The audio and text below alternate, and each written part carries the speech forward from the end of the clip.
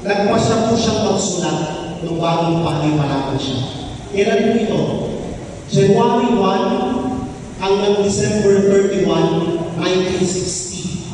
Araw-araw po siya may sulat dyan sa iba't ibang mga kaganapan sa kanyang buhay. So, Enero 1 hanggang Disyembre 31, meron po siyang sulat sa diary na iyan. At tinanong ko po kanina, para po siguro sa kaalaman ng lahat na hindi nakakaalam. Kasama mo namin yung kabiyak ng ebidensya kung gusto makasama ka ng talawayan yun.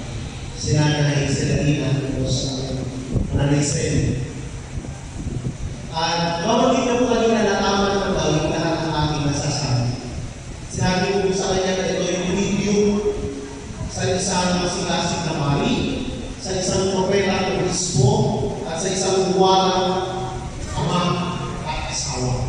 At hayaan po ninyo akong basahin yung isa sa mga diary, isa sa mga manulat ni Dr. Ramento sa kanyang diary. Sabi po dito, kung hindi mo ako nagkakamali, spite of difficulties and oppression, the liturgy was written by a group of ecumenical Christian Palestinian women in response to the passage from the Ephesians chapter 4 verses 1 to 7. We reflected collectively on this theme from the context of our sufferings as Palestinian Christian women.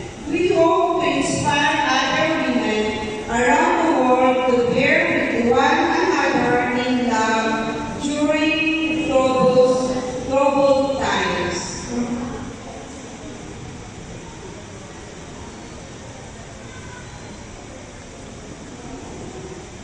Greetings. Salam. Peace